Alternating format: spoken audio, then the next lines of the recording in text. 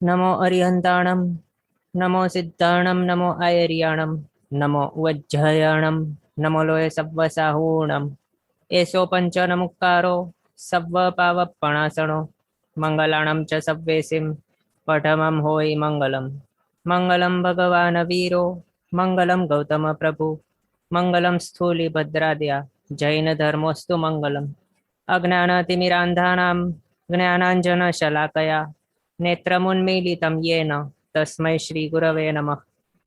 કે આપણો વિષય છે શ્રી કર્મસ્તવ એટલે કે બીજો કર્મ ગ્રંથ। આની અંદર પરમ પૂજ્યાચાર્ય ભગવાન શ્રી દેવેન્દ્ર સુરી સ્વજી મહારાજા સાહેબે આપણને જીવ વિકાસ ક્રમ બતાવ્યો છે।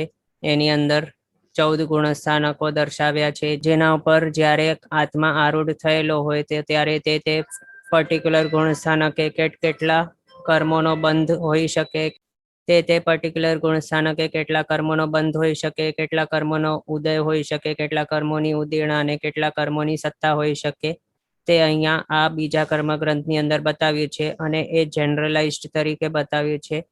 પર્ટિક્યુલર એક દેવતા છે તેના માટે કેટલો બંધ ઉદય ઉદીર્ણા વગેરે તે આની અંદર નથી। આનો આગળનો જે છે ત્રીજો કર્મ ગ્રંથ વગેરે તેની અંદર આગળ આવવાનું છે।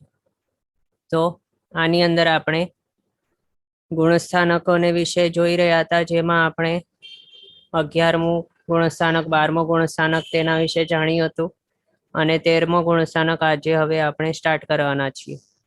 તેની અંદર આપણે આમ જો જોઈએ તો 13મું ગુણસ્થાનક જે છે તેનું નામ શું છે? સહયોગી કેવલી ગુણસ્થાનક। તો સહયોગીનો મિનિંગ શું થાય છે? સ હોય અટેચ્ડ કોઈના પણ વર્ડના આગળ, તો સામાન્યથી તો શું સમજવાનું? સહ પ્લસ યોગી એટલે કે યોગ સહિત જે છે તેને કહેવાય સહયોગી। અને એ નેક્સ્ટ વર્ડ શું છે? કેવલી અને ગુણઠાણું, એ તો આપણે જાણીએ છીએ। તો સૌથી પહેલા તો અહીંયા સહયોગીનું મિનિંગ શું થાય છે? કે યોગના સહિત છે જે એવા। પછી તેવા કોણ? તો એવા કેવલી એટલે કે કેવલ જ્ઞાની ભગવંત। અને અહીંયા ક્યારે પણ નાનપણથી આપણે સાંભળ્યું હશે કેવલ જ્ઞાની ભગવંતો, તો કેવલ જ્ઞાની ભગવંતો આ વર્ડ આપણે સાંભળીએ એના સાથે સાથે બાય ડિફોલ્ટ શું સમજવાનું હોય છે કે તે પર્ટિક્યુલર જે પણ કેવલ જ્ઞાની ભગવંતો છે તેઓના ઘાતી કર્મોનો ભૂક્કો બોલાવી દીધેલ છે। એટલે કે ઘાતી કર્મ કયા છે તે અહીંયા આપણે લખ્યા છે: જ્ઞાનાવર્ણીય, દર્શનાવર્ણીય, મોહનીય અને અંતરાય। એટલે કેવલ જ્ઞાની આ વર્ડ જ્યારે આપણે વાપરતા હોઈએ તો તે વર્ડ સાંભળીને આપણને એ ઓટોમેટિકલી સમજી લેવાનું હોય છે કે શું તે કેવલ જ્ઞાની ત્યારે જ કહેવાય જ્યારે તેમના 4 ઘાતી કર્મોનો ક્ષય થઈ ગયેલો હોય સંપૂર્ણપણે, તો જ। અને પછી એની અંદર આપણે આવા વર્ડ્સ નથી યુઝ કરતા કે કેવલ દર્શની, કે અનંત દાન લબ્ધિવાળા, કે અનંત લાભ લબ્ધિવાળા, અથવા તો ક્ષાયિક ચારિત્ર ગુણથી સંપન્ન।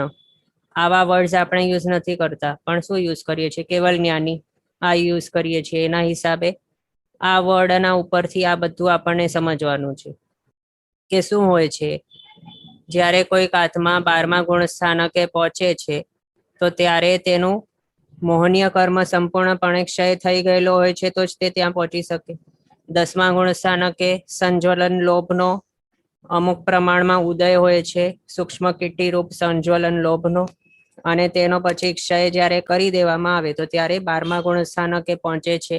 12મા ગુણ સ્થાનકે કોઈ પણ મોહનીય કર્મની એક પણ પ્રકૃતિનો ઉદય હોતો જ નથી, સત્તામાં પણ નથી, સત્તામાંથી સંપૂર્ણ ક્ષય થઈ ગયો છે। આ આમ તો છે ને આપણે બંધ ઉદય ઉદીર્ણા સત્તા જોઈશું તો ત્યારે પર્ટિક્યુલર કયા કયા કર્મ છે 158 પ્રકૃતિમાંથી, તો તે આપણે જોવાના છીએ। પણ હમણાં આ ગુણસ્થાનકોની વિવક્ષા ચાલુ છે એટલે આપણે અહીંયા વચમાં તે કહીએ છીએ, અને એ અહીંયા નહીં કહેવાય તો પછી ગુણસ્થાનક પણ નહીં સમજી શકાય। ઓકે, તો 12મા ગુણસ્થાનકે શું રહેલું હોય છે? મોહનીય કર્મ સંપૂર્ણપણે ક્ષય થયેલું હોય છે, પણ હજી સુધી આ 3 કર્મો છે, જ્ઞાનાવર્ણીય, દર્શનાવર્ણીય અને અંતરાય, આ 3 હજી સુધી 12મા ગુણસ્થાનકે રહેલા હોય છે આત્મા ઉપર, અને ઉદયમાં પણ રહેલા હોય છે। એટલે ત્યારે 12મા ગુણસ્થાનક વર્તી જે આત્મા છે તેને આપણે શું કહેતા હતા? કેવલી નહીં કહેતા હતા, પણ શું કહેતા હતા? છદ્મસ્થ કહેતા હતા। અને તે છદ્મસ્થપણું આ ત્રણેયના ઉદયના હિસાબે કહેલું હતું.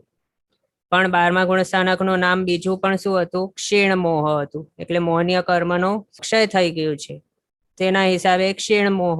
પણ આ ત્રણ હતા કર્મો, તેની હજી સુધી ઉદય હતો, સત્તામાં હતા, તેના હિસાબે છદ્મસ્થપણું રહેલું હતું, એટલે છદ્મસ્થ કહ્યું. ક્ષીણ મોહ વિતરાગ છદ્મસ્થ, આ રીતેનું નામ હતું તે ઠેકાણે.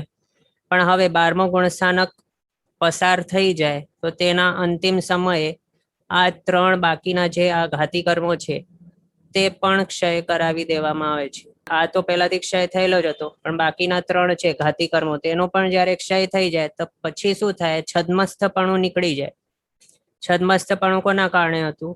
જ્ઞાનાવણી, દર્શનાવણી, અંતરાય, આ ત્રણ ઘાતી કર્મો છે એના ઉદયના હિસાબે છદ્મસ્થપણું હતું. તો હવે આ સંપૂર્ણપણે સત્તામાંથી નીકળી જશે તો સત્તામાં જ નહીં હોય તો ઉદય કઈ રીતે આવે આ કર્મોનું? તો એના હિસાબે આમનું સંપૂર્ણપણે નાશ થઈ જાય તો પછી છદ્મસ્થપણું પણ ચાલ્યો જાય, એટલે કેવલીપણું આવી જાય. તેના હિસાબે અહીંયા બતાવ્યું છે આ 13મા ગુણસ્થાનકનું નામની અંદર કેવલી. પછી હવે કેવલી છે, આગળ આપણે તે જોયું હતું કે સંયત સંયમીપણું છે તેના બે વિભાગો આપણે જોયા હતા. કેવા? પ્રમત અને અપ્રમત, એ આપણે જોયું હતું. તો એ જ રીતે અહીંયા પણ શું છે?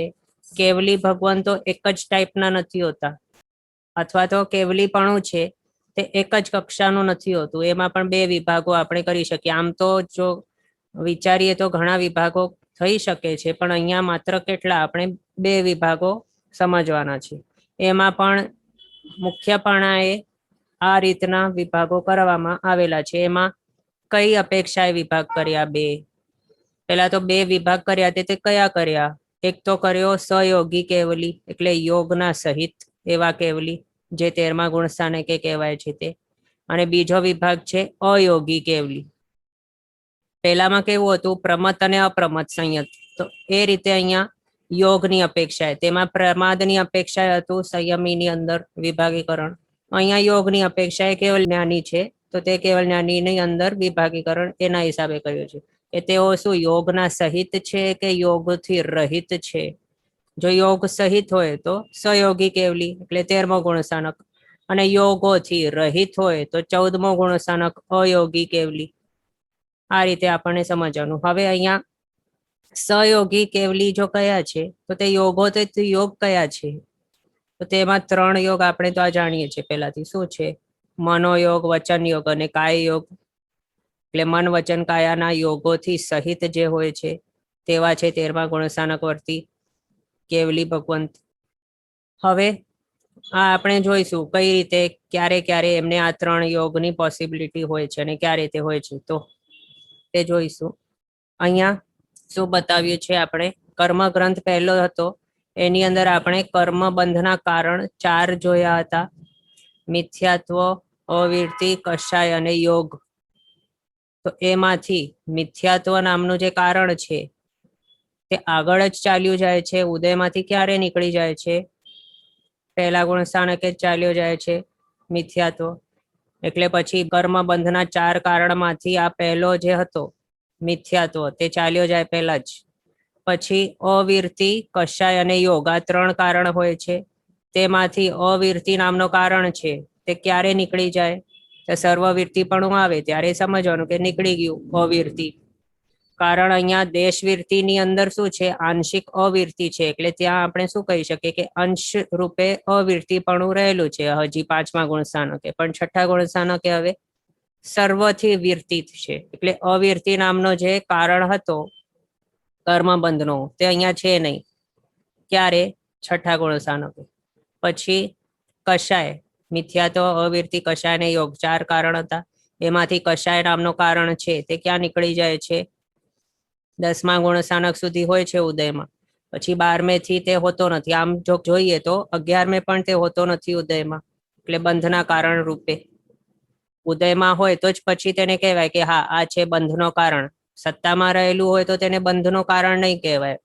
ઉદયમાં કોઈ હોય 4 કારણમાંથી તો પછી તેને કહેવાય કે હા આ છે બંધનો કારણ. એ જ રીતે અહીંયા આજે આપણે હમણાં કહ્યું ને કે સત્તામાં હોય તો પછી તેને બંધનો કારણ બનાય એવું જરૂરી નથી, પણ ઉદયમાં હોય તો જ તેને બંધનો કારણ બનાય. આ કઈ રીતે આપણે સમજી શકીએ? તો તેના માટે આપણે સમજવાનું કે શું મિથ્યાત્વ નામનો જે પહેલો કારણ છે કર્મબંધનો, તે પહેલા ગુણસ્થાનકે હોય છે ઉદયમાં. પણ હવે બીજા ત્રીજા વગેરે ગુણસ્થાનકો છે આગળના, તેની અંદર તે સત્તામાં હજી રહેલું હોય છે. બીજે ગુણસ્થાનકે હોય, ત્રીજે ગુણસ્થાનકે હોય. એટલે આમ જરૂરી નથી કે હોય જ, બીજે હોય જ એવું જરૂરી નથી, પણ શું ચોથે ગુણસ્થાનકે આપણે તે જોયું હતું શું છે, ઉપશમ સમ્યક્ત્વની પ્રાપ્તિ જ્યારે થાય છે તો ત્યારે ચોથા ગુણસ્થાનકે મિથ્યાત્વના દલિકો હજી પડેલા હોય.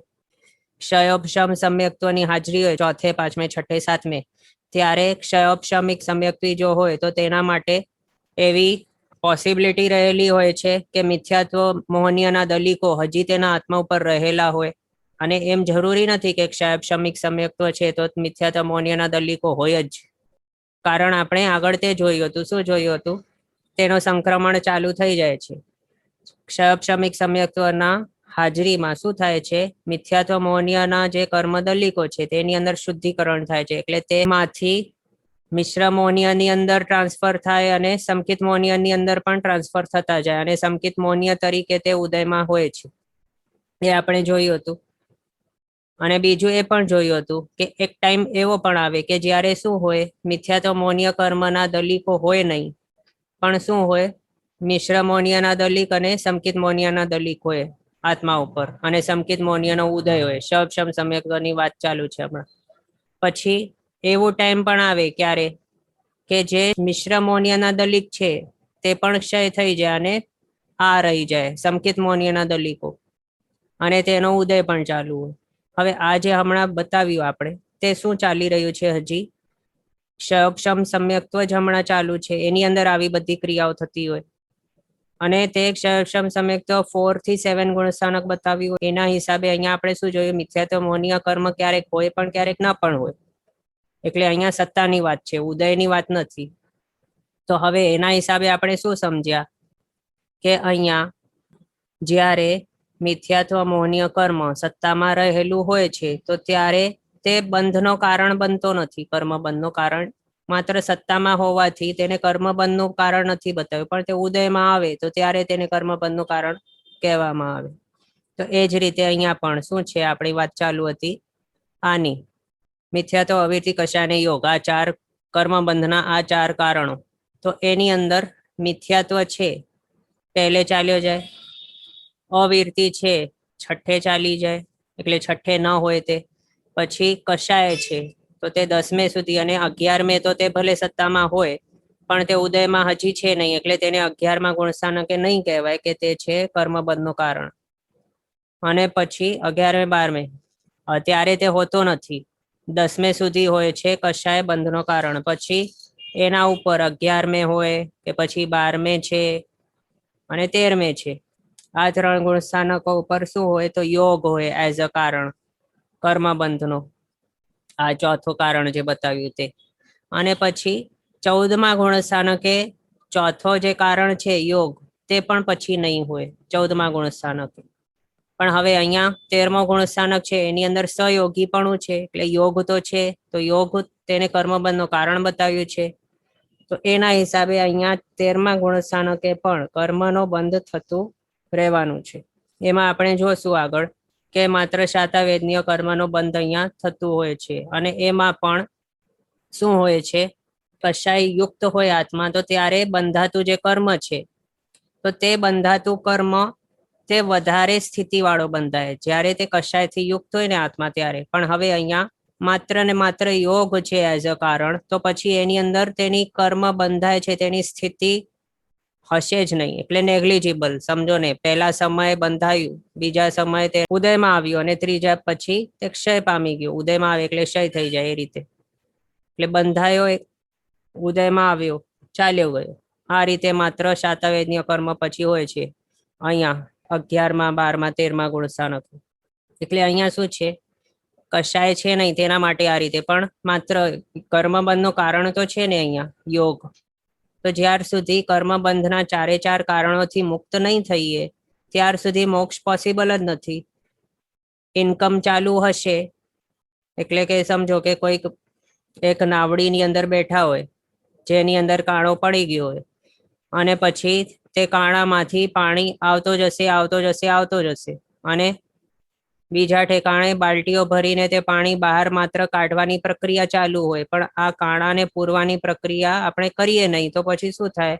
જ્યાર સુધી પાણી આવ્યા કરશે ત્યાર સુધી બહાર કાઢવું પડશે.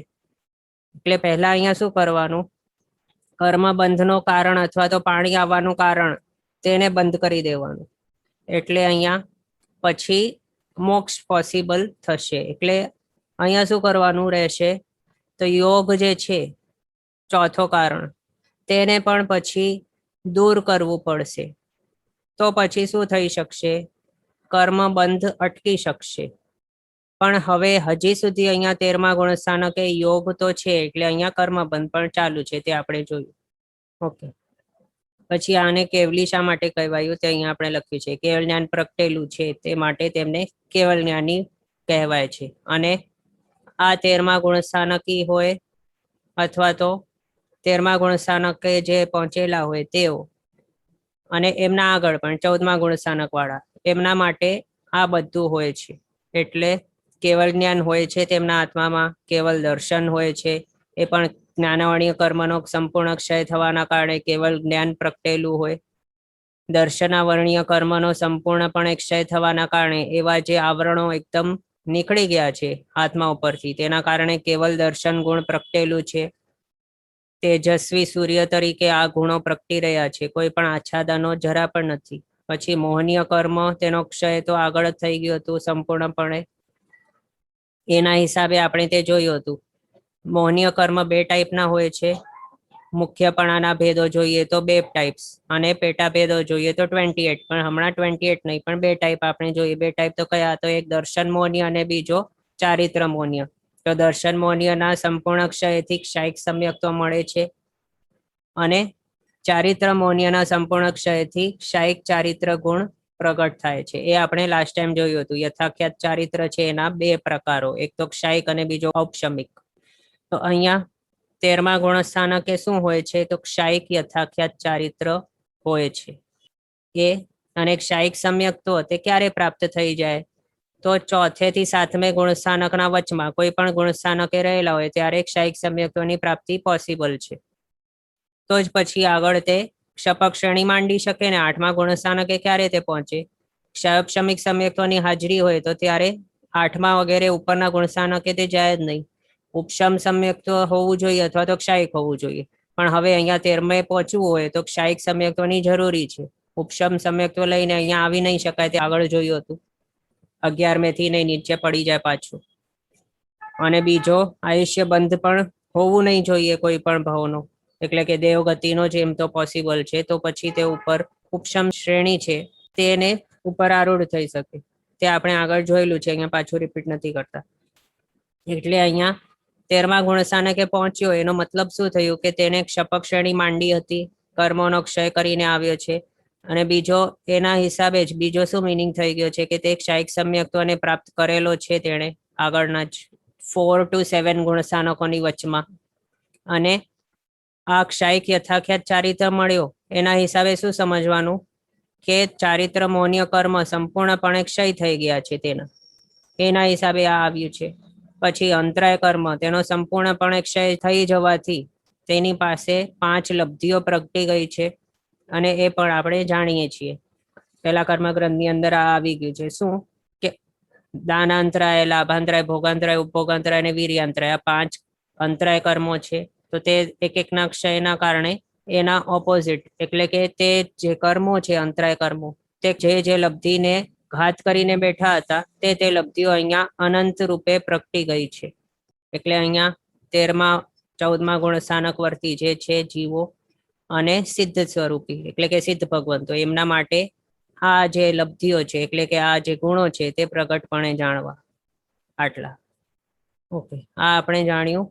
હવે આગળ આપણે અહીંયા કહ્યું ને કે આ આપણે હવે આગળ જોશું. તો હવે આપણે જોઈએ કે સહયોગી એટલે કે યોગ સહિત તે મન યોગી એટલે મનોયોગ ક્યારે હોય, વચન યોગ ક્યારે હોય, કાયાનો યોગ ક્યારે હોય, તો તે હવે જોઈએ. સહયોગી કેવલી ભગવંતો માટે. તો અહીંયા આપણે શું જોઈ શકીએ છીએ, એક સમાવસરણ છે અને એની અંદર 12 પાર્ષદા અહીંયા બેઠેલ છે. અહીંયા સંઘની પંચેન્દ્રિય પર્યાપ્તા તિર્યંચો એવા બેઠા છે દેશના સાંભળવા. અહીંયા વાહનો છે અને અહીંયા ભાગ્યશાળીઓ હજી આવી રહ્યા છે. ઉપરથી દેવો આવી રહ્યા છે દેશના શ્રવણને માટે. અને અહીંયા કોણ બેઠા છે? અરિહંત ભગવાન બેઠા છે. અને એ પણ છદ્મસ્તપણે નથી, પણ કેવા છે? કેવલ જ્ઞાની સ્વરૂપે છે. અને એ પણ 13મા ગુણ સ્થાનક વર્તી છે અને સહયોગી કેવલી છે. તો હવે અહીંયા જે અરિહંત ભગવાન આપણને દેખાય છે તે કેવલ જ્ઞાની હોય તો જ પછી આ રીતનું સમાવસરણ માંડાય. કારણ કે આપણે આગળ સાંભળ્યું હશે કે શું છે, જ્યારે અરિહંત ભગવંતને પોતાના અરિહંતપણાના ભાવની અંદર, એટલે કે તીર્થંકરપણાના ભાવની અંદર તેમને જ્યારે કેવલ જ્ઞાનનું પ્રગટીકરણ થાય ત્યારે પછી તીર્થંકર નામકર્મનો ઉદય થાય. અને એના હિસાબે આ બધું જ જે છે અષ્ટપ્રાતિહાર્યો તે પ્રગટ થાય. એટલે અહીંયા ક્યારે પણ આપણે સમાવસરણ મંડાયેલું જોઈએ તો સમજી લેવાનું કે આ કેવા છે? કેવલ જ્ઞાની અરિહંત ભગવાન છે, પણ બીજા સામાન્ય કેવલી નથી અને ન તો છદ્મસ્ત એવા અરિહંત ભગવાન છે. પેલા મનોયોગ જોઈએ. તો મનોયોગની અંદર કઈ રીતે આ ઘટી શકે છે? 13મા ગુણ સ્થાનકે મનોયોગ કઈ રીતે હોઈ શકે? આમ તો આપણે પહેલા પણ સાંભળ્યું હશે કે શું, કેવલીપણું આવી જાય, કેવલ જ્ઞાન પ્રગટી જાય તો પછી કોઈ પણ દ્રવ્ય હોય કે પદાર્થ છે તો તેના વિશે ચિંતન મનન કરવાની જરૂર જ નથી હોતી. કેવલ જ્ઞાન અને કેવલ દર્શનનો ઉપયોગ સમય સમય ચાલુ જ હોય છે. અને એ પણ આત્માથી પ્રત્યક્ષપણે થતું હોય છે, ડાયરેક્ટલી. પણ તેની માટે 5 ઇન્દ્રિય અને મન તેની જરૂર જ હોતી નથી કેવલ જ્ઞાન માટે. અને કેવલ જ્ઞાનનો ઉપયોગ પણ મૂકવાની જરૂર નથી હોતી. તો હવે અહીંયા જે કેવલી એવા અરિહંત ભગવાન દેખાય છે તેમના માટે આપણે મનોયોગ ઘટાડવાના છીએ અહીંયા. તો તે કઈ રીતે અહીંયા ઘટી શકે? તો હવે તેના માટે શાસ્ત્રકાર ભગવંતો શું કહે છે કે કોઈક અનુત્તર વિમાનવાસી દેવતા હોય. અનુત્તર વિમાનવાસી દેવતા કેવા હોય? તેમને કોઈક ટાઈપનો ડાઉટ ઉપજ્યો હોય, તેમાં પણ આગલા ભાવની અંદર જેઓએ શાસ્ત્ર પાઠ ઘણા કર્યા હતા એવા દેવતા, તેઓ પોતાની જ શૈયાની અંદર સૂતા સૂતા લાસ્ટ ભાવની અંદર જે પણ પઠન કરેલું હતું તેવા શ્રુત જ્ઞાનનો અધ્યયન કરતા હોય, સ્વાધ્યાય કરતા હોય આખા પોતાના જીવન પર્યંત. તો હવે એની અંદર તેઓને કોઈક પણ એવા પદાર્થમાં ડાઉટ આવે. ડાઉટ એટલે કે તેમને સમજમાં નહીં આવતું હોય કે કાંઈક સ્પષ્ટીકરણ કે એક્સપ્લેનેશન જોઈતું હોય એવા સૂક્ષ્મ આદિ જે પણ પદાર્થો છે તેની અંદર. તો પછી તેઓ શું કરે? અનુત્તર વિમાનવાસી દેવો તો કઈ અહીંયા નથી આવવાના દેશના શ્રવણ કરવાને માટે. બીજા જે દેવો છે, ભવનપતિ, વ્યંતર, જ્યોતિષ્ક, વૈમાનિક, વૈમાનિકમાં પણ પહેલાથી 12મા દેવલોક સુધીના બધા દેવો અહીંયા આવી શકે છે ડિરેક્ટલી ક્વેશ્ચન્સ પૂછવા માટે પર્સનલી. પણ નવગ્રહવ્યક વિમાનવાસી, પછી અનુત્તર વિમાનવાસી, તે તો અહીંયા નીચે આવતા જ નથી. હર હંમેશના માટે પોતાના આખા લાઈફ પર્યંત ત્યાં પોતાની શૈયાની અંદર જે ઠેકાણે તેઓ ઉત્પન્ન થયેલા હોય પોતાના દેવ વિમાનમાં, ત્યાં જ તેઓ સૂતા હોય અને ત્યાં જ ચિંતન મનન પૂર્વક આખો પોતાનું આયુષ્ય પસાર કરતા હોય. તો હવે તેમને કોઈક ડાઉટ ઉપજે તો તે અહીંયા પ્રત્યક્ષપણે આવશે નહીં પૂછવા માટે, પણ શું કરે? ત્યાં જ પોતાની શૈયામાં સૂતા સૂતા પોતાનો ક્વેશ્ચન છે તે પોતાના મનમાં વિચારે. એ રીતે વિચાર્યું. તો હવે આ કેવા છે? આ અરિહંત ભગવાન કેવલ જ્ઞાની છે. તો કેવલ જ્ઞાનના પ્રકાશમાં કોઈ પણ જીવના, કોઈ પણ જીવ હોય કે અજીવ હોય, તેના કોઈ પણ ટાઈપના ભાવો છે તે છુપાયેલા રહેતા નથી કેવલ જ્ઞાનના પ્રકાશમાં. અને અહીંયા કોઈ પણ માત્ર જીવ અને અજીવ પણ આપણે કહીએ, એટલે કે માત્ર જીવ નહીં પણ અજીવનું પણ એના હિસાબે શું 6 દ્રવ્ય છે ને, તો તે કયા કયા? ધર્માસિકાય, અધર્માસિકાય, આકાશાસ્તિકાય, પૂતગલાસ્તિકાય, જીવાસિકાય અને કાળ. આ 6 દ્રવ્ય છે તે 3 કાળના સર્વ દ્રવ્યો છે. અને એ પણ લોકમાં હોય કે અલોકમાં રહેલા હોય એવા બધા જ જે દ્રવ્ય છે તે બધા જ ના અનંતા પર્યાયો જે અનાદિકાળમાં થયેલા હતા તે, અને હમણાં વર્તી રહ્યો છે તેવો પર્યાય તેનો, અને આગળ જે તેનો પર્યાય થવાના છે અનંતા, તે બધા જ તેઓ એક જ સમયમાં જાણે છે. અને એ પણ માત્ર એક જ જીવના નહીં, અથવા તો એક જ પૂતગલના નહીં, અથવા તો ધર્માસિકાના એક જ પ્રદેશના નહીં, પણ કેવું બધા જ અનંતા જીવો કેટલા છે આ આખા ચૌદરાજલોકમાં? માત્ર આ સમવસરણ નહીં, પણ ચૌદરાજલોક કેટલો મોટો છે? અસંખ્ય યોજનો, અસંખ્ય અસંખ્ય અસંખ્ય કિલોમીટર્સ પ્રમાણ છે, 14 રાજ પ્રમાણ છે. તો તે આખા ચૌદરાજલોકમાં કેટલા અનંત અનંત જીવો છે? બધા જ અનંત અનંત જીવોના ભૂતકાળ, ભવિષ્યકાળ, વર્તમાનકાળને એક જ સાથે એક જ સમયમાં જાણે છે આ કેવલ જ્ઞાની ભગવંતો. તો એની અંદર તે પર્ટિક્યુલર જે દેવતા બેઠેલો છે ત્યાં ઉપર અને પોતાનો ક્વેશ્ચન પૂછી રહ્યો છે પોતાના મનમાં આ કેવલ જ્ઞાની ભગવાનને, તે પણ આ જાણી લે છે પોતાના કેવલ જ્ઞાનના પ્રકાશમાં. અને પછી તેઓ શું કરે છે? આમને તો કઈ વિચારણા કરવાની જરૂર નથી, પણ સામેવાળો જે છે કોણ છે? આ અનુત્તર વિમાન વાસીદેવ, તે તો કેવો છે? કેવલ જ્ઞાની છે નહીં. એટલે તે કેવલ જ્ઞાની નથી, પણ તેના પાસે કયો જ્ઞાન છે? મતિશ્રુત અને અવધિ જ્ઞાન છે. તો અહીંયા અવધિ જ્ઞાન તેના માટે ઉપયોગી બનવાનું છે. અને અવધિ જ્ઞાનનો પાવર શું છે, અથવા તો તેનો સ્કોપ શું છે અવધિ જ્ઞાનનો? તે રૂપી દ્રવ્યની મર્યાદા વાળો જ્ઞાન છે, એટલે પૂતગલના રિલેટેડ છે. તો તેના હિસાબે અરિયંત ભગવાન શું કરશે? તેમને આન્સર આપવું હોય તો પછી પોતાના પાસે રહેલો કેવલ જ્ઞાન છે તેની અંદર તો તેઓએ આખો જોઈ લીધું છે, જાણી લીધું છે કે તેને શું ક્વેશ્ચન છે અને તેનો આન્સર શું છે. તે હવે તેના માટે તેઓ શું યુઝ કરશે? પોતાના દ્રવ્ય મનનો ઉપયોગ કરશે. આમ તો શું હોય, ચિંતન મનન કંઈ કરવું હોય તો પછી ભાવ મનનો ઉપયોગ કરાતું હોય, પણ હવે અહીંયા આમને તો કંઈક ચિંતન મનન કરવાનું છે નહીં. આ અરિયંત ભગવાનને કોઈ ચિંતન મનન કરવાનું છે જ નહીં, પણ આન્સર આપવાનું છે માત્ર. તો તેના માટે પોતાનો દ્રવ્ય મન છે તેનો માત્ર ઉપયોગ કરશે. અને પછી શું કરશે? મનોવર્ગણાના પૂતગલો અહીંયા રહેલા વાતાવરણમાંથી ગ્રહણ કરશે અને પછી તેને દ્રવ્યમન તરીકે ફોર્મ કરશે. એના હિસાબે, એના સ્વરૂપે ઉપર બેઠેલો જે અનુત્તર વિમાન વાસીદેવ છે તેને તેનો આન્સર આપશે. પછી તે જે અનુત્તર વિમાનવાસી દેવતા છે પોતાનો અધિજ્ઞાનનો ઉપયોગ મૂકશે. તેના ઉપયોગના દ્વારા શું થશે? મનોવર્ગણા શું છે? પૂતગલ છે, જે અહીંયા આ અરિયંત ભગવંતે પોતાના દ્રવ્યમન રૂપે જે બનાવી છે, મનોવર્ગણાનું ફોર્મેશન કર્યું છે તે આન્સર સ્વરૂપે. તો તે દેવતા છે અધિજ્ઞાનની અંદર તે જોશે કે હા, આવા ટાઈપનો ફોર્મેશન્સ અહીંયા તેઓએ રચ્યો છે અને એવા ફોર્મેશનનું મિનિંગ આવું થાય છે, એવો અનુમાન તે લગાડશે. એટલે કે સમજો આવું કંઈક અહીંયા આપને દેખાય છે, તો આ ફોર્મેશનને શું કહેવાય? આ ફોર્મેશનને શું કહેવાય તે આપણે જોઈને સમજી શકીએ. અથવા તો આ જે છે આવું ફોર્મેશન તેને શું કહેવાય? અથવા તો આ શું છે? આવા ટાઈપના ફોર્મેશન્સ હોય તો તે આપણે જોઈને સમજી શકીએ અને અનુમાન લગાડીએ કે હા, આવા ટાઈપનો આન્સર હશે. તો એ જ રીતે અહીંયા જે દ્રવ્યમન સ્વરૂપે બનાવેલ છે તે અનુત્તર વિમાનવાસી દેવ છે. તે જોઈ લેશે અધિજ્ઞાનમાં અને પછી પોતાનો આન્સર મેળવી લેશે.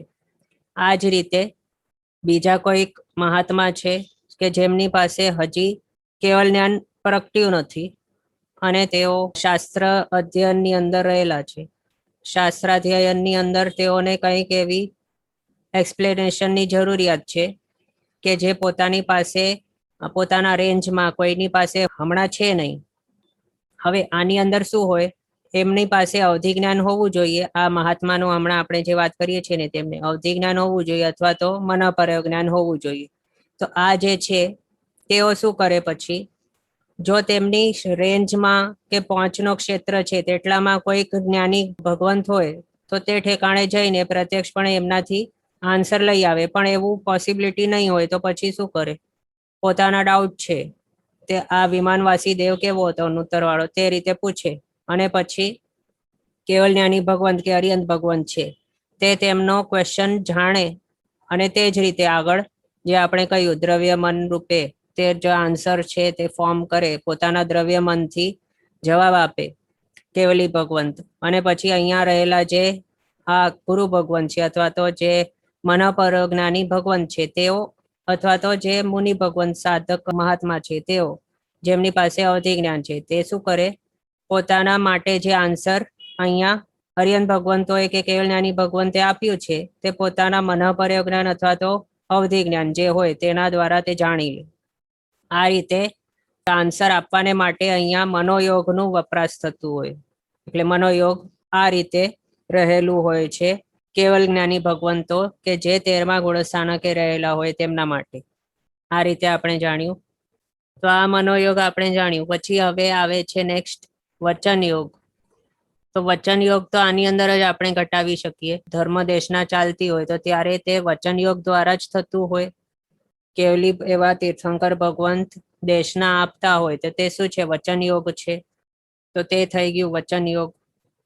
પછી આ તો આપણે અરિયન ભગવંતને માટે જોયું. પણ હવે જે બીજા છે કેવલ જ્ઞાની ભગવંતો 13મા ગુણસ્થાનકે માત્ર અરિયન ભગવંત હોય એવું જરૂરી નથી ને, બીજા પણ નોન તીર્થંકર ભગવંત પણ હોઈ શકે 13મા ગુણસ્થાનકે. તો તેમના માટે પણ આવું સેમ સમજવું. જે ક્વેશ્ચન આન્સરનું આપણે જોયું ને મનોયોગ તેવું સેમ. પછી વચન યોગને માટે શું સમજવાનું? અહીંયા અરિયન ભગવંતોને માટે તો આપણે આમ સમજી શકીએ કે હા, સમાવસરણની અંદર તેઓ દેશના આપતા હોય. પણ હવે સામાન્ય કેવલી ભગવંત છે તો તેમના માટે કેવી રીતે વચન યોગ હોય? તો તેઓ પણ આ રીતે સુવર્ણ કમલ ઉપર બિરાજમાન થઈને, એટલે કે તે પોતે નથી બિરાજમાન થતા પણ જે દેવતાઓ છે તે તેમના માટે સુવર્ણ કમલની અહીંયા વિકુર્વણા કરે છે અને પછી તેઓ દેશના આપે છે. જે પણ ભાગ્યશાળીઓ તેમની દેશના સાંભળવા માટે આવે તેમને સામાન્ય કેવલી ભગવંતો તે દેશના આપતા હોય. એટલે દેશના છે, ધર્મવાણી છે તે શું છે? વચન યોગ દ્વારા અપાતું હોય. તો તે અહીંયા આ કેવા છે? સામાન્ય કેવલી ભગવંત. એટલે સામાન્ય કેવલીથી એ નહીં સમજવાનું કે અરિયંત ભગવંત છે, તીર્થંકર ભગવંત એ અને આ સામાન્ય કેવલી ભગવંત એ બંનેના કેવલ જ્ઞાનની અંદર ફરક છે. એના માટે સામાન્ય કેવલી વર્ડ નથી વપરાતું. પણ શાના માટે વપરાતું છે? અહીંયા પણ માત્ર કેવલ જ્ઞાની ભગવંતો બે ટાઈપના હોઈ શકે છે. એક તો તીર્થંકર ભગવંત અને બીજા નોન તીર્થંકર ભગવંત. તો તેમાં ડિફરન્શિએટ કરવાને માટે તીર્થંકર કેવલી અને સામાન્ય કેવલી આ રીતે વર્ડ યુઝ કરાતું હોય. પણ હવે બંનેના કેવલ જ્ઞાનની અંદર મીન મેક ફરક હોતું નથી. 19-20 જરા પણ હોતું નથી. બંનેનું કેવલ જ્ઞાનનું પ્રકાશ સેમ ટુ સેમ હોય છે. જે રીતે તીર્થંકર ભગવંતનું કેવલ જ્ઞાન છે તે જ રીતે સેમ સ્વરૂપે સેમ પાવર વાળો સામાન્ય કેવલી ભગવંતોનું પણ કેવલ જ્ઞાન હોય છે.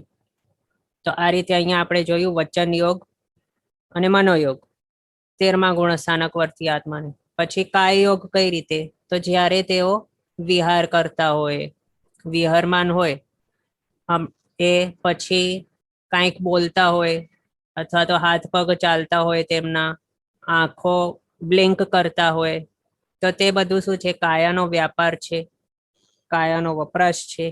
એટલે તે આવે છે કાય યોગની અંદર. આ રીતે આપણે મનયોગ, વચન યોગ અને કાય યોગ આ ત્રણ કઈ રીતે હોય છે 13મા ગુણસ્થાનકે તે જોયું. હવે આગળ શાસ્ત્રકાર ભગવંતો શું કહે છે કે 13મા ગુણસ્થાનક વર્તી આત્મા છે તો તેના માટે આયોજિકાકરણ કરીને એક કરણ આવેલું છે કે જે તેઓ ક્યારે કરે? તો તેમનો આયુષ્યનો અંતર મુહૂર્ત બાકી હોય જ્યારે, ત્યારે આ આયોજિકાકરણ કરાતું હોય. અને આ આયોજિકાકરણના 3 અલગ અલગ નામો છે. એક તો છે આયોજિકાકરણ, બીજો છે આવશ્યકકરણ, ત્રીજો છે આવર્જિતકરણ. કરણ વર્ડનું તો મિનિંગ આપણે જાણીએ છીએ. કરણ શું છે? ક્રિયા. હા, પણ હવે આયોજિકા, આવશ્યક અને આવર્જિત એટલે શું? તો તેના માટે અહીંયા આપણે બતાવ્યું છે. આયોજિકાકરણ વર્ડ છે એની અંદર આ એટલે કે મર્યાદા લેવાની, યોજિકા એટલે કે વ્યાપાર લેવાનો અને કરણ એટલે કે ક્રિયા. તો આ આખા વર્ડનું મિનિંગ શું થાય કે કેવલીની દૃષ્ટિરૂપ મર્યાદાએ અત્યંત પ્રશસ્ત મન, વચન અને કાયનો જે વ્યાપાર તે આયોજિકાકરણ કહેવાય છે. આમ તો શું છે? અપ્રશસ્ત મન, વચન, કાયાનો યોગ તો હોતો જ નથી 13મા ગુણસ્થાનક વર્તી આત્માને. તો પણ આગળ જે નેક્સ્ટ સ્ટેજમાં જે પણ પ્રક્રિયાઓ કરવાની છે તેના માટે અહીંયા ઉપયોગી અથવા તો તેટલા પ્રમાણનું એઝ અ કેવલી ભગવંત તેમના દૃષ્ટિરૂપ મર્યાદાએ અત્યંત એવો પ્રશસ્ત એવો જે મન, વચન, કાયાનો યોગ એટલે કે એવા મન, વચન, કાયાનો જે વ્યાપાર તેને અહીંયા આયોજિકાકરણ તરીકે બતાવ્યું છે. તો આ થઈ ગયો ફર્સ્ટ મિનિંગ. બીજો મિનિંગ હવે શું છે, એટલે કે બીજો વર્ડ છે એનો મિનિંગ શું થાય છે? આવશ્યકકરણ. તો આ શાના માટે કહ્યું છે? તો તેના માટે કે 13મા ગુણસ્થાનક વર્તી કોઈ આત્મા છે, અનાદિકાળમાં અનંત હતા, વર્તમાનમાં પણ છે અને ફ્યુચરમાં પણ અનંતા થવાના છે. તો જેટલા પણ આત્માઓ 13મા ગુણસ્થાનકે પહોંચ્યા છે તેઓને આ કરણ આવશ્યક તરીકે કરવાનું જ રહેશે, એટલે અવશ્ય કરાય જ છે. આ કરણ કર્યા વગર કોઈ પણ મોક્ષ પ્રાપ્ત કરતા નથી. તેના માટે આને આવશ્યક કરણ કહ્યું છે. એટલે દરેક કેવલી ભગવંતોને આ આયોજિકાકરણ કે આવશ્યકકરણ કે આવર્જિતકરણ જે પણ કહું તે તો કરવું જ પડે છે અને તેઓ કરે જ છે. તેના માટે આનું નામ બીજો છે આવશ્યકકરણ. પછી થર્ડ નામ છે આવર્જિતકરણ. તો અહીંયા આ વર્ડની અંદર આવર્જિત જે વર્ડ છે એનો મિનિંગ થાય છે સન્મુખ થવું.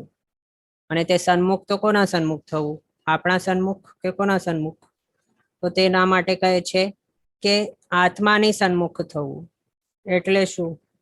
આમ તો આત્માની સન્મુખ થયેલા હતા એટલે જ કહેવાય ને કે સ્વભાવ દશામાં આવ્યા છે, એટલે જ કષાયોથી દૂર થઈ ગયા છે. પણ હજી સુધી આત્માનું સાચો રૂપ કેવો છે? આત્માનો સાચો સ્વરૂપ કેવો છે? આત્મા કેવો છે? અરૂપી છે, અક્ષય સ્થિતિ વાળો છે, અવ્યાબાદ સુખ વાળો છે. એવા એવા સ્વરૂપો છે આત્માના. પણ હવે અહીંયા નામ કર્મ, વેદનીય કર્મ, ગોત્ર કર્મ, આયુષ્ય કર્મ, આ 4 અઘાતી કર્મો હજી સુધી ચોંટાયેલા છે કે જે આત્માને પોતાના સાચા સ્વરૂપ છે તેની અંદર પહોંચવા દેતા નથી. તો હવે અહીંયા શું કરાય છે?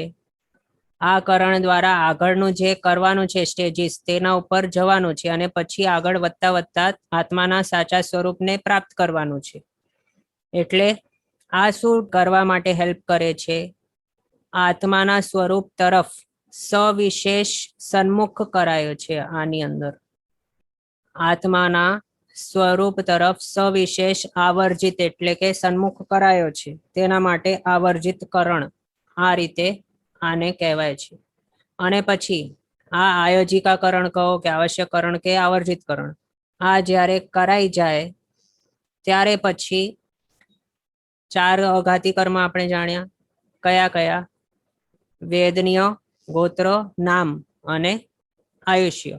એમાંથી આયુષ્ય છોડીને બાકીના 3 જે છે વેદનીય કર્મ, ગોત્ર કર્મ, નામ કર્મ, આ 3 અઘાતી કર્મો છે. તે જો આયોજિકાકરણ કર્યા બાદ પણ આયુષ્ય કર્મથી વધારે સ્થિતિ વાળા હોય તો પછી 13મા ગુણસ્થાનક વર્તી આત્મા શું કરે છે? તો સમુદ્ઘાત કરે છે. અને તે 13મા ગુણસ્થાનક વર્તી આત્મા કેવા છે? કેવલી છે. અને કેવલી ભગવંતો આ ટાઈપની વિશિષ્ટ ક્રિયા કરે છે. આપણે આગળ હમણાં જોઈશું કેવા ટાઈપની છે. તો તેના માટે આ સમુદ્ઘાતને પછી શું કહેવાય છે? કેવલી સમુદ્ઘાત કહેવાય છે. અને હવે સમુદ્ઘાત એટલે છે શું? તો આ શાના માટે કરાય છે તે આપણે જાણ્યું. એના હિસાબે આપણે સમજી શકીએ કે સમુદ્ઘાતની અંદર શું કરાતું હશે. તે કેવલી સમુદ્ઘાત શાના માટે કરાય છે અને ક્યારે કરાય છે તે આપણે હમણાં જોયું ને, કે જો આયુષ્ય સિવાયના 3 અઘાતી કર્મો તે આયુષ્ય કર્મથી વધારે સ્થિતિ વાળા હોય તો પછી કેવલી સમુદ્ઘાત કરાતો હોય છે. એનો મતલબ શું થયું? કે કેવલી સમુદ્ઘાત શાના માટે કરાતું હશે? તો તેમની વધારે સ્થિતિઓ જે છે નામ, ગોત્ર, વેદનીયની આયુષ્યથી વધારે આટલા પ્રમાણની છે વધારે, તો તે બધાને આના સમાન કરવા માટે, તેમની સ્થિતિઓને આટલું તોડી નાખવા માટે અહીંયાનું આ જે છે આ આયુષ્ય કર્મ તેના સમાન સ્થિતિ વાળા કર્મો આ 3ને બનાવવા માટે આ ટાઈપનો કેવલી સમુદ્ઘાત કરાય છે. અને સમુદ્ઘાતનો મિનિંગ જ જો અહીંયા આપણે લખ્યું છે શું છે? સમ એટલે કે એકી સાથે, ઉદ એટલે કે પ્રબળતાથી, ઘાત એટલે કે નાશ કરવો, તેને કહેવાય છે સમુદ્ઘાત. અને એના માટે છે ને આપણે એક ફોટો જોઈએ. 1 મિનિટ. હા, તો અહીંયા જો આપને શું દેખાય છે? અહીંયા છે એક ડસ્ટી કપડો, મેલ જેના ઉપર લાગેલું છે, ધૂળ જામેલી છે એવો કપડો છે. અને હવે આપણને આનાથી મેલ દૂર કરવું છે, જે ધૂળ કે ડસ્ટ પાર્ટિકલ્સ છે તેને દૂર કરવા છે, તો આપણે શું કરીએ, આ રીતે ઊભા રહી જઈએ અને પછી સમજો કે આ 4 ખૂણા વાળો છે, તો તેના 2 ખૂણા, બંને હાથમાં એક એક ખૂણો લઈએ, તેને આ રીતે પસારી દઈએ, એટલે ફેલાવી દઈએ અને પછી જોરથી ઝાટકીએ ને તેને, તો પછી શું થાય, એકી સાથે ઘણા બધા જે ડસ્ટ પાર્ટિકલ્સ છે તે દૂર થઈ જાય આનામાંથી, ઝાટકવામાં આવે તેને પસરાવીને ફેલાવીને.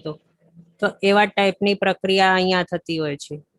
આ સમુદ્રઘાત છે ને તેની અંદર શું થાય છે, આત્મા છે એના ઉપર કર્મરૂપી ડસ્ટ પાર્ટિકલ્સ જામેલા છે, જે આપણે આગળ અહીંયા 3 કયા, અઘાતી એવા 3 કર્મો, આયુષ્ય કર્મને છોડીને બાકીના 3 અઘાતી, નામ ગોત્ર વેદન્ય. તો આ 3 રૂપી જે ડસ્ટ પાર્ટિકલ્સ છે તે આત્મા ઉપર રહેલા છે. તો તેમને શું કરવાનું છે, આયુષ્ય કર્મની કેટલી સ્થિતિ છે તેટલા પ્રમાણની સ્થિતિ વાળા તેમને બનાવવાના છે, આટલા સેમ. જો વધારે હશે તો પછી પ્રોબ્લેમ થઈ જશે, એટલે અહીંયા શું કરવાનું છે, સમુદ્ઘાત કરવાનું છે કેવલી ભગવંતોને. એટલે હમણાં આપણે જે જોયું ને એ રીતનો આત્મ પ્રદેશો ફેલાવાના. જે કપડો હતો ને તેને સમજો કે તે છે આત્મ પ્રદેશો, અને તેના ઉપર જામેલી જે ધૂળ છે તે શું છે, તે છે કર્મમલ. તો એ ધૂળને દૂર કરવાને માટે આત્મ પ્રદેશોને આ રીતે ફેલાવવાના અને પછી તેને જોરથી ઝાટકવાનું. તો એકી સાથે ઘણા બધા કર્મોનો ક્ષય થઈ જશે, એટલે કે ઘાત થઈ જશે કે નાશ થઈ જશે. જો એવા ટાઈપની પ્રક્રિયા અહીંયા કેવલી ભગવંતો કરે છે, અને એમાં પણ આ રીતે થતું હોય છે. આમાં આપણે એક એક કરીને જોઈએ. 8 સમય પર્યંતનું છે કેવલી સમુદ્ઘાત, અને એમાં પણ સમય શું છે તે આપણે લગભગ જાણતા જ હશું. સમય એટલે શું, ટાઈમનો સૌથી નાનામાં નાનો અવિભાજ્ય અંશ, કે જે અંશનો આગળ કેવલજ્ઞાની ભગવંતોના દૃષ્ટિએ પણ 2 ભાગોની અંદર વિભાજિત ન કરી શકાય, તેને કહેવાય છે એક સમય. તો એવા માત્ર 8 સમયોની પ્રક્રિયા છે આ. 1 સેકન્ડમાં પણ અસંખ્ય સમયો પાસન થઈ જાય છે, પણ અહીંયા માત્ર 8 સમયની આ પ્રક્રિયા છે, એટલે નેનો સેકન્ડથી પણ બહુ બહુ બહુ બહુ ઓછી, એટલા માત્ર ટાઈમ ડ્યુરેશનની છે આ પ્રક્રિયા. આની અંદર શું થાય છે એક એક કરીને જોતા જઈએ ફર્સ્ટથી. તો એમાં 2 વસ્તુ સમજવાની, હાઇલાઇટ કરીને બતાવું છું આપને. આટલું જે રેડ કલરમાં બોર્ડર ડ્રો કરી છે તે ફ્રન્ટ વ્યૂ સમજવાનું, અને ગ્રીન કલરમાં નીચે જે કર્યું છે આટલા પ્રમાણનું તે ટોપ વ્યૂ સમજવાનું. આટલું સમજ્યા? હવે અહીંયા કેવલી સમુદ્ઘાતને સારી રીતે સમજવા માટે આને ઝૂમ ઇન કરું છું 1 મિનિટ ઉપર. 14 રાજલોક કેવું છે, તેનું આકાર કેવો છે, તો આવા ટાઈપનું છે ને આકાર 14 રાજલોકનું. અહીંયા 4th નંબર ઉપર જે ડ્રો કર્યું છે એવા ટાઈપનો આકાર છે 14 રાજલોકનો. તો હવે આ 14 રાજલોકની અંદર આપણે મનુષ્યો અથવા તો કેવલ જ્ઞાની ભગવંતો તે કયા ઠેકાણે રહેલા હોય છે, તો સૌથી વચમાં રહેલા હોય. અહીંયા બ્લુ કલરમાં આપણે બતાવી છે આ ઠેકાણે. તો આ રીતે રહેલા હોય. અહીંયા શું છે, તીર્છાલોક કે મધ્યલોક છે, આ ઠેકાણે રહેલા હોય. તો અહીંયા કેવલી સમુદ્ઘાતની જે પ્રક્રિયા થવાની છે તેના માટે શું કરવામાં આવતું હોય, તો તેનામાં 8 સમયની પ્રક્રિયા છે. એક એક સમયમાં એક એક સ્ટેપ થતું હોય, તો આપણે તે જોઈએ કે ક્રમસર કયા કયા સ્ટેપમાં શું શું થતું હોય તે. અહીંયા શું થાય છે, સૌથી પહેલા અહીંયા આપણે આ જે જોયું ને 14 રાજલોક, તેની મધ્યમાં સમજો કે અહીંયા આ એક હાથમાં રહેલા છે કેવલાની ભગવંત. અહીંયા આપણે સર્કલ કરીને બતાવું છું, આ ઠેકાણે તેઓ રહેલા છે. હવે તેઓ કેવલી સમુદ્ઘાત કરવાનું સ્ટાર્ટ કરે છે. તો કઈ રીતે કરે છે, સૌથી પહેલા તો પોતાના સ્વદેહ જે છે, પોતાના દેહ પ્રમાણની જાડાઈ પ્રમાણનો ડાયામીટર વાળો એક દંડની રચના કરે છે. અને તે દંડ એટલે શું હોય છે, એક પાઇપ જેવો કહેવાય દંડ. પાઇપ કેવો હોય, સિલિન્ડ્રિકલ હોય, એટલે ઉપરથી જો જોઈએ તો આપણને આવું દેખાય. હવે આની અંદર જે રેડ કલરનું આ બતાવ્યું છે ને ટપકો, તેટલા પ્રમાણનું પાઇપ જાણવો, એટલે કે જે દંડ છે તે જાણવું. અને અહીંયા બ્લેક કલરની આઉટલાઇન છે, તે 14 રાજલોકની આઉટલાઇન જાણવી. આ ફ્રન્ટ વ્યૂ છે, આ કોઈ ઉપરનો રેડ કલરનો બોર્ડર વાળો ફ્રન્ટ વ્યૂ છે, અને આ ગ્રીન બોર્ડર વાળો ટોપ વ્યૂ છે. તો એમાં દંડનો આકાર બનાવ્યો, એટલે કેવો આકાર બનાવ્યો, તો આવા ટાઈપનો આપણે સામેથી દાંડી કે લકડી આપણે આમ ઊભી રાખીને જોઈએ તો કેવું દેખાય? તો આ એવું જ છે, એક દંડ પાઇપ જેવું, તે કે જેનું ડાયામીટર કેવલ જ્ઞાની ભગવંતો જે રીતે અહીંયા રહેલા છે પર્ટિક્યુલર જે સ્ટાર્ટ કર્યા છે જે હોય સમુદ્ઘાત, તેમનો પોતાનો દેહની જેટલી જાડાઈ છે તેટલું ડાયામીટર હોય છે આ દંડનો, અને તેની લંબાઈ કેટલી હોય છે તો આખા 14 રાજલોક કેટલું લાંબુ છે? લાંબુ એટલે કે તેનું હાઈટ કેટલી છે?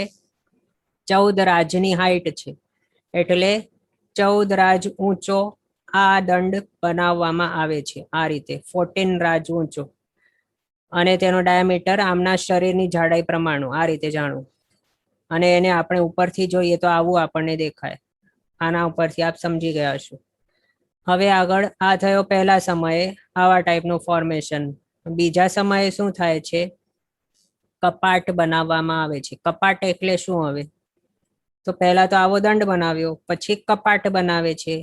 કપાટ એટલે કબડ નહીં સમજવાનું, એટલે કબાટ નહીં સમજવાનું, તે અલગ છે. અહીંયા કપાટ એટલે આવા ટાઈપનો એક ફોર્મેશન કે જે અહીંયા સમજો કે આ પૂર્વ દિશા છે અને આ પશ્ચિમ દિશા છે, તો જે 14 રાજલોકના પૂર્વ દિશાથી પશ્ચિમ દિશા સુધી સંપૂર્ણપણે ફેલાયેલો છે એવો, પણ જેની જાડાઈ કેટલી છે? તો તેમના શરીરની જાડાઈ કેટલી હતી અથવા તો દંડની જાડાઈ કેટલી હતી? તેટલી જાડાઈ હોય છે આ કપાટની. અને તેની લંબાઈ કેટલી થઈ ગઈ છે? તો 14 રાજલોકનો કોઈ પણ બે દિશા લો, ઉત્તર દક્ષિણ અથવા તો પૂર્વ પશ્ચિમ. અહીંયા પૂર્વ પશ્ચિમ બતાવ્યું છે, અહીંયા ઉત્તર દક્ષિણ બતાવ્યું છે. તો અહીંયા પૂર્વ પશ્ચિમ જો ફેલાવે તેમના આત્મ પ્રદેશોને, તો પછી આવા ટાઈપનું કપાટ ફોર્મ થાય. અને ઉત્તર દક્ષિણ ફેલાવે તો આવા ટાઈપનો કપાટ ફોર્મ થાય. અને તેને આપણે સામેથી જો જોઈએ તો પછી આવા ટાઈપનું તે દેખાય, આવું. અને આ પણ આપણે આ ફોટો જોઈએ છીએ ને એના હિસાબે આપણે શું સમજી શકીએ કે તે 14 રાજલોકનો આકાર કેવું છે? એવા ટાઈપના આકાર વાળો અહીંયા આ કપાટ બન્યો છે. કે સામેથી 2D ઇમેજ હોય ને 14 રાજલોકનું, તે કેવું હોય? ફ્લેટ. એવા ટાઈપનો ફ્લેટ અહીંયા આ કપાટ એક દેખાય જ્યારે એક જ હોય ત્યારે. પણ એમની અંદર પણ ફ્લેટ એકદમ નહીં સમજવાનું, પણ એમની શરીરની જાડાઈ કેટલી હતી, દંડની જાડાઈ કેટલી હતી, તેટલું જાડું આ હોય છે બીજા સમયે બનાવેલું કપાટ. પછી ત્રીજા સમયે જો અહીંયા પૂર્વ પશ્ચિમ કપાટ બનાવ્યું, તો ત્રીજા સમયે ઉત્તર દક્ષિણ બીજો કપાટ બનાવશે. અને જો બીજા સમયની અંદર ઉત્તર દક્ષિણ કપાટ બનાવ્યો તો ત્રીજા સમયમાં પૂર્વ પશ્ચિમ કપાટ બનાવશે. કે જે કપાટને આપણે સામેથી જોઈએ, એટલે આ બે કપાટ અહીંયા ફોર્મ થઈ ગયા, તો હવે તેનો બીજો નામ થઈ જશે શું? કેવો આકાર આ થઈ ગયું? મંથાન જેવો, એટલે કે રવૈયા જેવો. આપણે મંધ્યાણી કહીએ ને કચ્છીમાં, તો તેવો રવૈયા જેવો આકાર, કે જે છાસને વલોવવા માટે યુઝ કરાતું હોય તેવો. અને એમ પણ જે વલોવણા કરતા હોય તેની અંદર માત્ર 4 જ આવા આંતરા હોય એવું જરૂરી નથી, પણ માત્ર સમજાવવા માટે આ બતાવ્યું છે. અને આપણે ઇઝીલી બીજો શું સમજી શકીએ આનો આકાર કઈ રીતે? તો આપણા જે સાપડો છે પુસ્તક રાખવાને માટે, તો સમજો કે તે આપણે અહીંયા આ રીતની પુસ્તક રહેલી છે અને આપણે તે સાપડાને આ રીતના જોઈ રહ્યા છે, તો તે કેવું હોય છે? બે અહીંયા આવા ફોર્મેશન્સ, એટલે કે બે લાકડાઓ આ ઠેકાણે હોય અને વચમાં 4 આંતરાઓ હોય. આવા ટાઈપનું સમજવાનું કે એવા મંથનનો આકાર હોય છે. અને સાપડો તો આપણે સાઈડમાંથી જોઈએ છીએ, પણ આ જે છે ને તે ટોપ વ્યૂ છે, આ ફ્રન્ટ વ્યૂ આવો છે. ઓકે, તો આ આપણે જાણ્યું ત્રીજા સમયે મંથનનો આકાર બન્યો તે. પછી ચોથા સમયે શું કરાતું હોય? મંથન બનાવ્યું છે ત્રીજા સમયે, એની અંદર વચમાં આંતરા છે ને 4, તો તે 4 આંતરાઓને પોતાના આત્મ પ્રદેશોથી ભરી નાખવામાં આવે છે આ રીતે. એટલે પછી ઉપરથી જો જોવામાં આવે, આમ તો આપણને આત્મ પ્રદેશો દેખાવાના નથી કેવળ જ્ઞાન વગર, તો પણ ઉપરથી જો જોવામાં આવે, આપણી આ બધી શું છે? ઇમેજિન આપણે કરી રહ્યા છીએ, આપણે પ્રત્યક્ષપણે એ જોઈ શકવાના નથી હમણાં. તો જો આપણે આને ઉપરથી જોઈએ તો આ રીતનું આખો ફિલ્ડ દેખાય આત્મ પ્રદેશોથી. 14 રાજલોક આવું દેખાય. અને સામેથી જો જોઈએ તો 14 રાજલોક કેવો છે? એવો આખો સંપૂર્ણ 14 રાજલોકનો 3D ઇમેજ ફોર્મ થઈ જાય આપણે જો સામેથી જોઈએ એવા ટાઈપનું. ચોથા સમયે એવું જાણવું, સંપૂર્ણ 14 રાજલોકની અંદર કેવલી ભગવંત પોતાના આત્મપ્રદેશોને ફેલાવી નાખે છે અને એની અંદર આપણે જે ઠેકાણે છીએ હમણાં તે ઠેકાણે પણ તેમના આત્મપ્રદેશો આવી જાય છે. પછી ક્વેશ્ચન છે ડઝ ધીસ ટચસ, તો હા, આપણા આરપાર પણ કેવલી ભગવંતોના આત્મપ્રદેશો ગયા હશે. જો કોઈ કેવલી ભગવંતોએ આ રીતનું સમુદ્ઘાત એટલે કે કેવલી સમુદ્ઘાત કર્યું હશે તો આપણા આત્મપ્રદેશો જે ઠેકાણે રહેલા છે તે ઠેકાણે પણ આ કેવલ્યાની ભગવંતોના આત્મપ્રદેશો આવેલા હશે. પછી પાંચમા સમયે શું થાય છે, તો જે 4 આંતરાઓ અહીંયા ભર્યા હતા તો તે 4 આંતરામાંથી આત્મપ્રદેશોને સંહરી લેવામાં આવે છે. હવે જો અહીંયા જે હતું ત્રીજા સમયે એવા સેમ ટાઈપનું અહીંયા આવી ગયું મંથાન કે રવૈયાનો આકાર.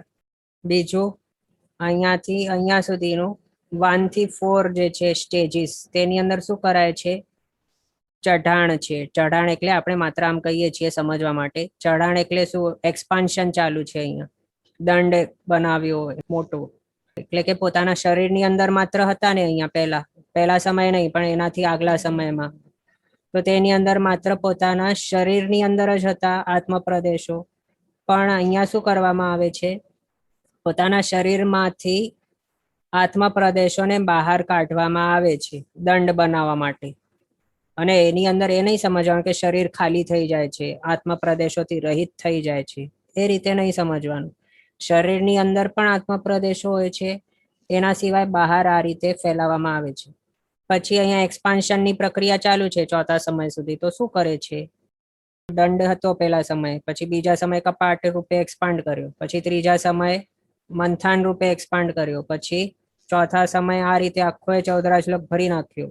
એક્સપાન્શનની પ્રક્રિયા ચોથા સમય સુધી જાણ્યું. પછી પાંચમા સમયથી શું ચાલુ થાય છે, સંકોચવાનું, એટલે જે ફેલાવ્યો હતો તેને સંકોચવાનું ચાલુ કરાય છે. હવે તેની અંદર આંતરાઓમાંથી આત્મપ્રદેશો પાછા સંકોચવામાં આવે પાંચમા સમયમાં. છઠ્ઠા સમયે 2 કપાટ અહીંયા જે હતા પાંચમા સમયમાં 2 કપાટોથી આ મંથાન બન્યું હતું ને, તો તેમાંથી જે આ ઠેકાણે ત્રીજા સમયે બીજો કપાટ જે બનાવ્યું હતું તે બીજા કપાટને પહેલા અહીંયા સંહરણ કરવામાં આવે. એટલે કે જો સમજો કે બીજા સમયમાં અહીંયા પૂર્વ પશ્ચિમ પહેલા બનાવ્યું અને પછી ત્રીજા સમયે ઉત્તર દક્ષિણ બનાવ્યું હોત, તો પછી છઠ્ઠા સમયે ઉત્તર દક્ષિણને પહેલા સંહરણ કરવામાં આવે અને પછી સાતમા સમયે પૂર્વ પશ્ચિમને સંહરણ કરવામાં આવે. આ રીતે જાણવું, એટલે લાસ્ટ ઇન ફર્સ્ટ આઉટ તરીકે, એટલે કે જે પહેલા બનાવ્યું છે તે પછી તેનું સંહરણ કરાશે. આ રીતે જાણવું. એટલે પછી છઠ્ઠા સમય શું થાય છે, ત્રીજા સમયે જે કપાટ બનાવ્યું હતું તેનું સંહરણ કરાય છે છઠ્ઠા સમયે. પછી સાતમા સમયે જે કપાટ બનાવેલ હતું બીજા સમયમાં તેનું પણ સંહરણ કરાય છે, એટલે માત્ર દંડ જ રહેશે બાકી. પહેલા સમયે જે રીતનું દંડ હતું તેવું જ સાતમા સમયે માત્ર દંડ રહેશે કે જેને ઉપરથી જોઈએ તો આવું દેખાય. એમાં પણ હવે તેમની શરીરની જાડાઈ કેટલી હતી તેટલા જ પ્રમાણના ડાયામીટર વાળો આ દંડ છે કે પાઇપ છે તે. પછી આઠમા સમયમાં આખો એ દંડને સંકોચી લેવામાં આવે અને સ્વદેહસ્થ તેઓ થઈ જાય. એટલે કે તેમનું દેહનું પ્રમાણ કેટલું હતું તેની અંદર ઓરિજિનલ રીતે આ પહેલા સમયથી પહેલા કેવી રીતનું હતું તેમનો આત્મપ્રદેશો તેમના શરીરની અંદર, એ રીતે અહીંયા આઠમા સમયમાં રિટર્ન આવી જાય છે. અને આ આખી જે પ્રક્રિયા કરી તેની અંદર શું થાય છે, તો કાર્મણ વર્ગણાઓનો નાશ થાય છે. આની અંદર સમુદ્ઘાતોની અંદર નાશ જ કરવાનું આવે છે ને, તો અહીંયા પણ કાર્મણ વર્ગણા તેનું નાશ કરવામાં આવે છે. અને એની અંદર પણ આપણે જોયું કે શું આયુષ્ય સિવાયના 3 અઘાતી કર્મો છે તેમનો નાશ કરવામાં આવે છે આ પ્રક્રિયાની અંદર. અને અહીંયા ક્વેશ્ચન જે આવેલ હતું કે ડઝ ધીસ ટચસ, તો આ જે આત્મપ્રદેશો તેઓ ફેલાવે છે ને, તો તે મેન આત્મપ્રદેશો તે કેવા છે, તેઓ તો અરૂપી છે, એટલે તેનો સ્પર્શ આપણે સમજી નહીં શકીએ, તેનો ટચ આપણને થાય નહીં આમ. પણ એમના આત્માની સાથે બીજો શું હોય છે, કાર્મણ શરીર પણ હોય છે, તૈજસ શરીર પણ હોય છે ને, એટલે 2 શરીરોના સહિત હોય છે આ એમના આત્મપ્રદેશો. તો પણ તે બે જે શરીરો છે, કાર્મણ શરીર, તેજસ શરીર, તે બે એટલા સૂક્ષ્મ છે કે આપણે તેનું પણ અનુભવ નહીં કરી શકીએ. એટલે તે પણ આપણને બાધા રૂપે નહીં બને, કે આ રીતે નહીં થાય કે આખો 14 શ્લોક ભરાઈ ગયો અને કોઈના માટે અહીંયા જગ્યા બચી જ નહીં રહેવા માટે, એવું નહીં થાય. અને બીજો આપણે તે પણ શું જાણી શકીએ, કોઈકનું મૃત્યુ થયો હોય અને વિગ્રહ ગતિની અંદર કોઈ હોય આત્મા, તો તે વિગ્રહ ગતિની અંદર શું હોય છે, આત્મ પ્રદેશો, એટલે કે આત્મા માત્ર હોય છે અને એની સાથે કોણ કોણ હોય, અથવા તો શું શું હોય, કાર્મણ શરીર, તેજસ શરીર હોય.